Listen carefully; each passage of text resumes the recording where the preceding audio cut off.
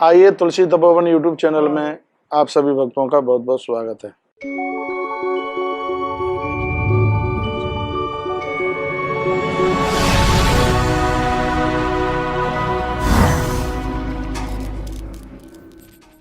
आपको वैशाख मास में सत्कर्म करने का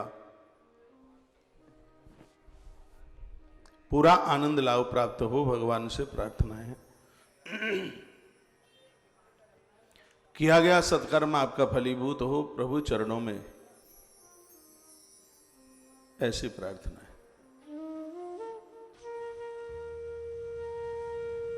आपको निवेदन करूंगा, इस कलकाल में भगवान के नाम की अति महिमा है। सत्संग टीवी के जितने भी श्रोताजन हैं, तुलसी तपोवन यूट्यूब चैनल के जितने भी श्रोताजन हैं, टीवी और मोबाइल के माध्यम से इन कथाओं को सुन रहे हैं, पहले तो आपके हृदय में बैठे हुए मैं अपने भगवान को वंदन करता हूं, प्रणाम करता हूं। हमारा प्रणाम स्वीकार करें। आप जो भी कुछ करते हैं कीजिए, लेकिन भगवान के नाम के बिना मत रहिए। हरे नाम हरिर नाम वैव केवलम। हरे नाम हरे नामैव केवलम। कलौ नास्तेव नास्तेव गतिश्चथा। इस कलयुग में भगवान का नाम एक दृढ़ नौका की तरह है, जिस पर आरुणित होता हुआ यह व्यक्ति भगवत धाम को पहुंच जाता है। कलयुग केवल हरि गुण गाहा। कलयुग केवल हरि गुण गाहा। गावत नर वैभव था। गावत नर वैभव था।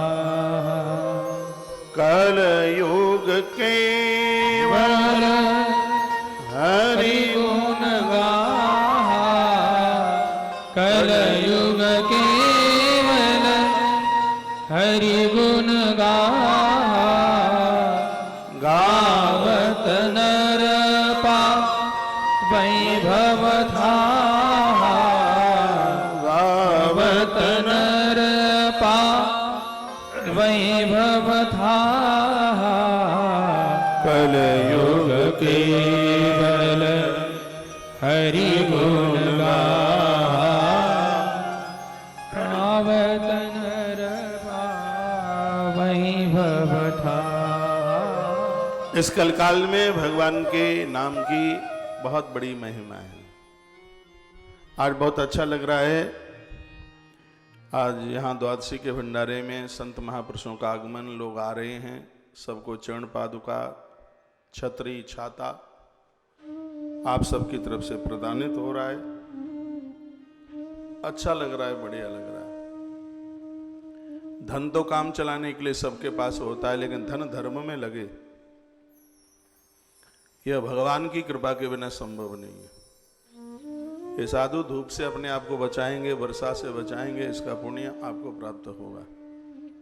बहुत बड़ी मात्रा में चरण पादुकाएं और ये छतरी छाते मंगाए गए हैं। चाहे कितना भी साधु महापुरुष महात्मा, सबको प्रदानित होगा।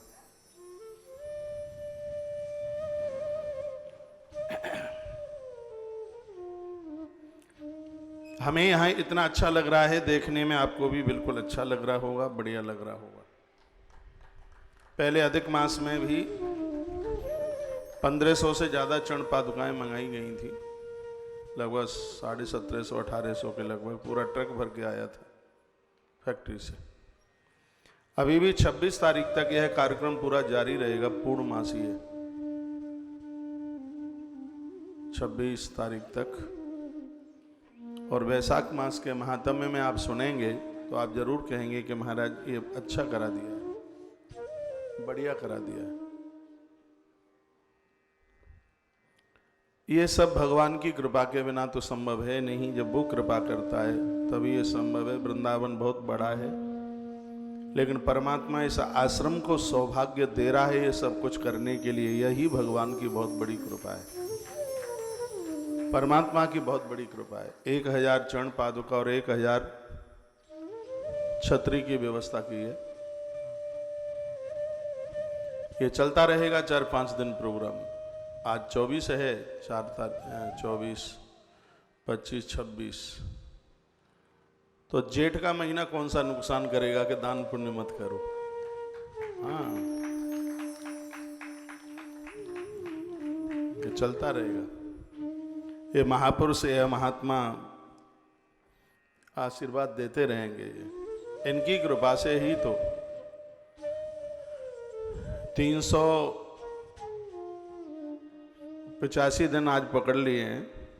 और आज मैंने अभिषेक करते समय महादेव के चरणों में बोल दिया है, लॉकडाउन खुल भी जाएगा तो भी मैं 501 दिन से पहले वृंदावन नहीं छोड़ूंगा। कथाएं बाहर शुरू भी हो जाएंगी तो भी 501 501 दिन 501 रात्रि वृंदावन में ही निकाल लेंगे। इन दिनों में पुराण भी पूरे हो जाएंगे, उपनिषद भी आरंभ कर देंगे। उपनिषद की कथा बहुत बेजोड़ है। भगवान करे सब ठीक ठाक जल्दी हो जाए। अब तो हमारा भी मन कर रहा है आपसे मिलने के लिए। इतना घुमक्कड़ आदमी मैंने बहुत यात्राएं की हैं 25 साल में, बहुत यात्राएं, इतनी कथाएं करी हैं। आज कथा शुरू करी है तो आज ही दूसरी जगह, आज पूरी करी है तो आज ही शुरू करी। जो मेरे परम आयोजक श्रोता रहे हैं वह कहीं गए नहीं।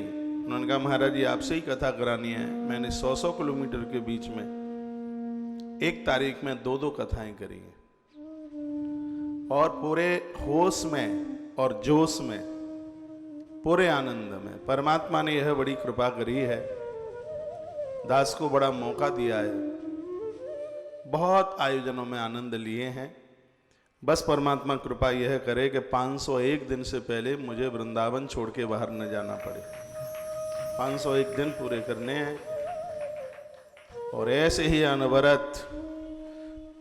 अब ग्रंथ तो ज्यादा पुराण तो रहे नहीं होंगे, अभी तो मैंने गिनती भी नहीं करी है कितने रह गए हैं, लेकिन जो भी यहां से कहा जाएगा भगवान की कृपा से उसमें आनंद बहुत आएगा, बहुत आनंद आएगा। बस यह कह करके मैं आगे चल रहा हूं। आज प्रदोष का दिन है। अभी इसमें आप सुनेंगे जो जो आज बैसाख मास में जिस जिस दान की बात इसमें निकले। अब मुझे तो पता नहीं है ज्यादा क्या क्या इसमें निकलेगा। यह आश्रम सब पूरा करा देगा आपके निमित्त, छोड़ेगा कुछ भी नहीं। और ज्यादा ही हो जाएगा, कम का तो कोई सवाल ही नहीं है। बैसाख मातम की बहुत बाहरी महिमा है, बहुत महिमा है। जो कल मैंने यहाँ से अनाउंस कर दिया था, साड़ियाँ शाम को बटेंगी, माताएं आएंगी लेने के लिए। यहाँ बहुत कॉलोनियाँ हैं और इस समय तो सब काम धाम बंद ही है। उनको भी बड़ा सुकून मिलेगा, खुशी मिलेगी, प्रसन्नता मिलेगी। वैसे भी वो आश्रम की दुहाई गाती हैं, आश्रम को आशीर्वाद तो वो देती ही हैं। पूरा वर्ष हो गया है यहाँ का भंडारा बंद नहीं है, चाहे दिन में सुबह। इतना खुशी होती है। मैं यहाँ मंगलवाणी में होता हूँ, उधर खिचड़ी बढ़ती हुई होती है, लोग अपने अपने बर्तन भी लेकर के आते हैं। तो खुशी है, प्रसन्नता है कि आश्रम ईंट पत्थरों से ही नहीं, ये सबके काम आ रहा है। अगल बगल की कॉलोनियों में माताएं कार्ड लेकर के आती हैं, यहाँ कहती है महाराज जी हमारी बेटी की शादी है, कुछ सहयोग हो जाता। हम कहते हैं माँ आप ही बोल दीजिएगा। आसपास ये सब टेलीविजन पर भी सुनते हैं। ये मेरा स्टाफ पूरा वृंदावन का है। तुम्हारी भी जानकारी में कोई ऐसे माता पिता जो अपनी बेटियों का विवाह करने में बहुत असमर्थ हैं, तो उनके लिए पूरा सहयोग, जगह ना हो तो तुलसी तपोवन गौशाला से टेंट की पूरी व्यवस्था, बर्तन भाड़ों की पूरी व्यवस्था और भंडारे की पूरी व्यवस्था। और बिटिया के विवाह में जितने बर्तन दिए जावे वो पूरी व्यवस्था, बेटी को धोती साड़ी दी जाए वो पूरी व्यवस्था। यदि आपके अंदाजे में कोई चाहे 1 हो चाहे 100, वो ये ना मन में विचार करे कि कोरोना का काल और शादी तय हो गई थी और हम अपनी बेटी के हाथ पीले नहीं कर पाए। ये मैं अभिमान के साथ नहीं कह रहा हूँ, ये बहुत विनम्रता के साथ कह रहा हूँ। मैंने देश की उस स्थिति को, परिस्थिति को देखा है जहाँ एक माँ के पास 2-4 बेटियाँ हैं, उसके पास पति नहीं है, वो कैसे बच्चों का लालन पालन करती है। ये मैंने बहुत, आप बोलिए मत बिल्कुल भी, वो मैंने देखी है, दिक्कत परेशानी देखी है। उसके लिए परिवार चलाना बहुत मुश्किल है। तुलसीवन आश्रम इन सेवाओं के लिए सदैव समाज के साथ, लोगों के साथ में सदैव खड़ा है। ये आश्रम सिर्फ ईंट पत्थर से ही आश्रम नहीं है, ये आश्रम हमेशा मानव जाति के कार्य में, जीव जंतु के काम में ये हमेशा हमेशा आता रहेगा। और यहाँ ऐसा बीजारोपण किया गया है, मेरे न होने के बाद भी ये सेवाएं बरकरार चलती रहेंगी। यह मुझे आशीर्वाद दीजिए, स्वास्थ्य बिल्कुल ठीक रहे, भगवान की कृपा से अब बिल्कुल स्वास्थ्य ठीक है, कहीं किसी भी प्रकार की कोई दिक्कत नहीं है। आज प्रदोष के समय में मैं आप सबसे यही मांगना चाहूँगा, मंगल शुभकामनाओं के रूप में, यह आश्रम सदैव ऐसे शुभ काम करता रहे, बढ़िया काम करता रहे।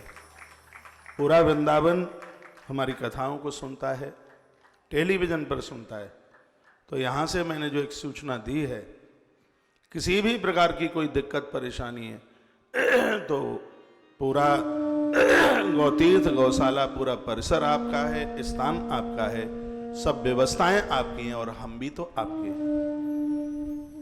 पूरा बहन आश्रम करेगा, उसमें कोई दिक्कत नहीं होगी बिल्कुल भी।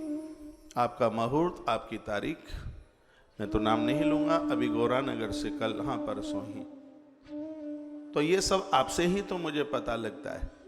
अब महाराज जी कार्ड तो छप गए हैं, अब देने की हिम्मत नहीं है, और 24 तारीख की शादी है, व्यवस्था नहीं है बिल्कुल भी। हमने कहा तुम कार्डों को वितरित करना शुरू कर दीजिएगा, यह पूरी व्यवस्था आश्रम कर लेगा, कोई चिंता की बात नहीं है। आप तारीख मत कैंसिल करें, बस यह पुण्य है, इसी के सहारे हम ठीक से जीवन जी रहे हैं, ठीक से श्वासें ले रहे हैं।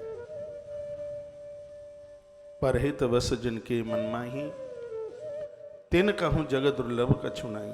हम तो कहते हैं कि इस जगत में कमी लेने वालों की है, देने वालों की नहीं। मैं कथा के बीच में मैं चल रहा हूं, सीधे कथा में टाइम ज्यादा हो गया क्योंकि आज कथा संस्कार टीवी पर नहीं है, 2:30 बजे तक चलेगी, 1 बजे तक कथा सत्संग टीवी पर है, उसके बाद तुलसी तपोवन यूट्यूब चैनल के माध्यम से आप 2:30 बजे तक आप सुनेंगे ही। सुबह 9:30 बजे इसका प्रसारण आरंभ हो जाता है, और परसों यानी 26 तारीख से सेकंड शिफ्ट में भी 4 बजे से लेकर 7 बजे तक संस्कार टीवी पर 10 महाविद्या साधना, उस कथा को सुनना मत भूलिएगा। माला कैसे पकड़ी जाती है, जप कैसे किया जाता है, समाधि तक, यम से लेकर के समाधि तक, योग के 8 अंग है ना, यम नियम आसन प्राणायाम प्रत्याहार धारणा ध्यान समाधि, सब व्यवस्थाएं ये चल रही हैं। इन सेवा कार्यों से भगवत कृपा से आपको जुड़ना ही है। अब लगाएं एक बार जयकारा भगवान के नाम का, बोलिए बांके बिहारी लाल की जय हो, श्री हनुमंत बलवंत महाराज की जय हो, जय जय श्री राधे, जय जय श्री राधे, जय श्री राधे। जितना ये अनाउंस में मैं समय ले लेता हूं, आप यह न सोचिएगा कि टाइम कट जाता है, टाइम कुछ भी नहीं कटेगा, बिल्कुल भी नहीं। कथा तो पूरी करेंगे और बहुत आनंद से करेंगे। और मैं आपको बोल चुका हूं कि 5 तारीख तक स्कंद पुराण नहीं पूरा हो पाया, मेरे हिसाब से, मेरी मन की संतुष्टि से, तो भले ही मुझे 3 महीना और लगे, मैं 1 से 2 घंटा रोजाना रात को दूंगा। मेरी धमनियों में है यह ग्रंथ, वो कोई चिंता की बिल्कुल बात नहीं है। आइए मैं इस ग्रंथ की तरफ आगे बढ़ रहा हूं, जिसमें कल आप सुन रहे थे नारद वाचा, नारद जी ने कहा था, राजा अम्बरीश को यह कथा सुनाई बैसाख महात्म में। न माधव मोमाशो न कृत्येन युगम शमम न च वेद समम शास्त्रम न तीर्थम गंगाया समम। वेद के समान शास्त्र नहीं है, वेद के समान नहीं है ग्रंथ।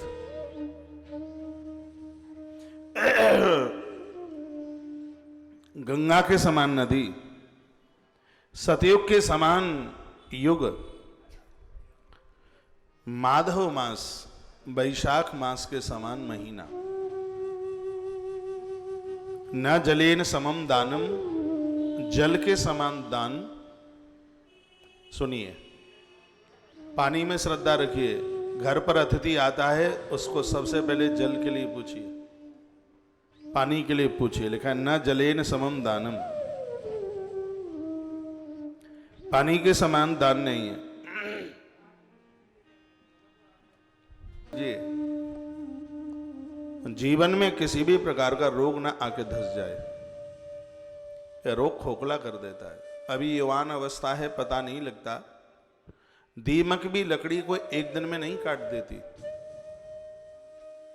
वो टाइम लगाती है, लेकिन दीमक जब लकड़ी में घुस जाती है तो उसका चूर्ण बना देती है। और यही स्थिति रोगों की है। ऐसा खाइए मत जैसे हम रुग्ण हो जाएं। ऐसा जीवन जीने की जरूरत नहीं है। क्या सुंदर इस श्लोक लिखा है, इसमें यह लिखा है कि ना आरोग्यम समुत्थानम, आरोग्यता के समान कोई तरक्की ऊंचाई है ही नहीं। वो लोग सब कुछ कर सकते हैं जो निरोगी है। ऐसा जीवन जिए जिसमें निरोगी रहे, कोई रोग ही ना हो। कटफिश मत बनिए, बिल्कुल पीस बढ़िया हो, कट पीस नहीं, पूरा ठीक हो। कट पीस तो बहुत सस्ता बिकता है। कल मुझे फोन करके पूछ रहे थे कि चरण पादुकाओं में कहीं थोड़ा बहुत कट लगा हुआ है, कट पीस है, और पीस पे 42 रुपया सस्ता आ जाएगा। हमने कहा कट पीस तो चलता नहीं है। कट पीस नहीं चलता, बिल्कुल फ्रेश हो। तो ये बीमारियों के साथ घिर घिर के काई को कट पीस वाला पीस बन रहे हो, बढ़िया बनो। रात्रि को धर्म यात्रा में कितनी औषधियों की, दवाइयों की बात करी जाती है। एक दिन इलायची की बात करिए, नियम बना लो 2 इलायची रोज खाओ, 2 इलायची रोज। आपका ब्लड प्रेशर 80 से 120 के बीच में ही रहेगा। ये नियम बना लें। 2 इलायची, 2 लवंग, लौंग, और दूध के साथ इतनी काली मिर्च, हल्दी, सर्दियों के समय पर सूखा अदरक, क्या बोलेंगे उसको, सौंठ। ये चीजें आनंद भर देंगे, आनंद दे देंगे ये। अब इस समय तो कथा में कथा ही कहनी होगी, इन सब बातों के लिए टाइम नहीं होता है। रात्रि को चर्चा होती है धर्म यात्रा कार्यक्रम में। ये तस्वीरें आप देख रहे हैं, आज प्रदोष के इस दिन की ये पवित्र तस्वीरें हैं जो ये सेवा का कार्य चल रहा है। आशीर्वाद देते रहिए, ये चलता रहे। लिखा है तिर्यक योनिम च सासु सर्वधर्म बहिष्कृत। तिर्यक योनियों में वो जाते हैं जिनका सत्कर्म करने में बिल्कुल मन ही नहीं है। दरवाजे पर आया हुआ अतिथि उसको जिमा सकते नहीं, एक लोटा पानी भी नहीं पिला सकते। जिन्होंने कभी भी कुछ सत्कर्म किया ही नहीं, ऐसे लोग तिर्यक योनि में, रेंगने वाली योनि में वो पहुंच जाते। इष्टापूर्ति वृथा तेषां धर्मो धर्म वृतांबर।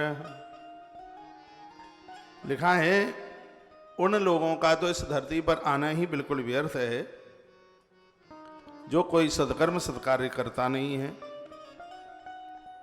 मनुष्य स्वभावतः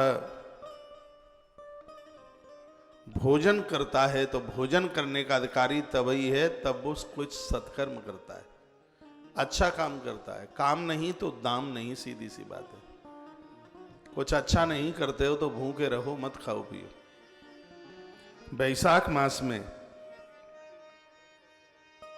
बैसाख की महिमा बताई जा रही है। प्रवृत्तानाम तो वक्षाणाम। बैसाख मास में कभी अवक्ष मत करना, जीवन नहीं खत्म हो जाएगा। जो चीज खाने के लायक नहीं है वह मत खाइए। चाहे आप बैसाख नहा रहे हैं या नहीं नहा रहे, अपने बच्चों को, पति बच्चे यदि कोई मांसाहारी है, शराबी है, उन्हें समझा दीजिए, उन्हें बोल दीजिएगा।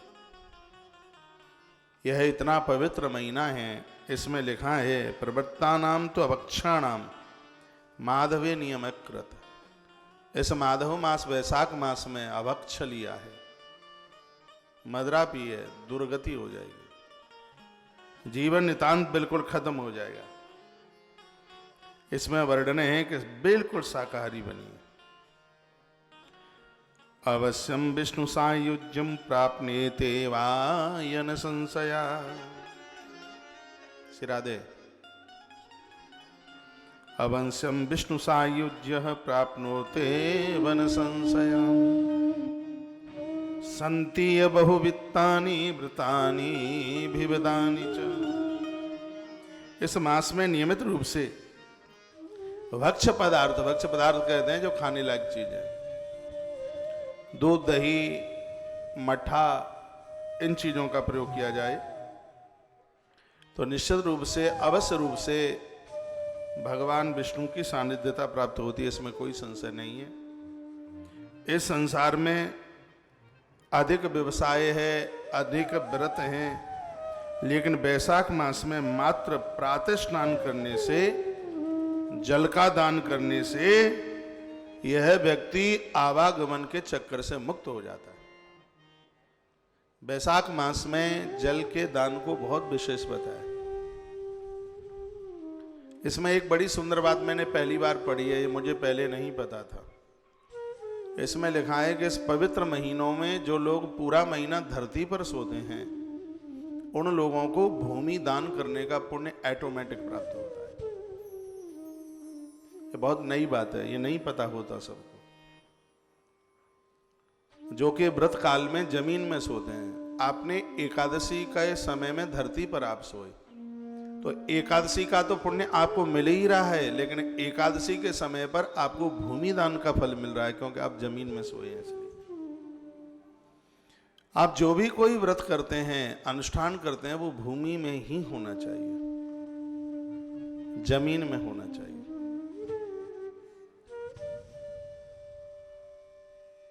प्रवीण भाई, यही तो बात है, इसीलिए तो हम याद करते रहते हैं। ये कोई बातें बताने की नहीं है, ये तो दिमाग ही चलता है। मेरे मुंह से भूमि की बात निकली है। प्रवीण भाई, आज आप 24-25 दिन बाद लौटना हुआ है। संस्कार टीम का ब्रांडेड आदमी है, बच्चा है, बहुत सुंदर। भूमि दान का बैनर आपको बता रहा है, ये बैनर के भूमि दान कर लो। एक बार जयकारा लगाओ, बोलो बांके बिहारी लाल की जय हो, हनुमान जी महाराज की जय हो, जय जय श्री राधे, जय जय श्री राधे, जय श्री जय। राधे। तो ये बात आप लिख लेना। जब भी कोई आप अनुष्ठान, कोई व्रत करते हैं और आपको कोई दिक्कत नहीं है भूमि में सोने में, तो आप व्रत वाले दिन धरती पर ही सोइए। कार्तिक स्नान कर रहे हैं, धरती पर सोइए। माघ स्नान कर रहे हैं, मार्गशीर्ष अगहन, बैसाख मास, निर्जला, प्रदोष, ग्यारस, मंगलवार, सोम, रविवार, उस रात्रि आप धरती पर सोइए। उसकी महिमा मैं तो सुन के अचंभित हो गया। धरती दान करने का, कितनी धरती, चोटी से लेकर तुम्हारे तलवे तक जितनी जमीन में तुम सोए हो, उतनी धरती का दान करने का पुण्य प्राप्त होता है।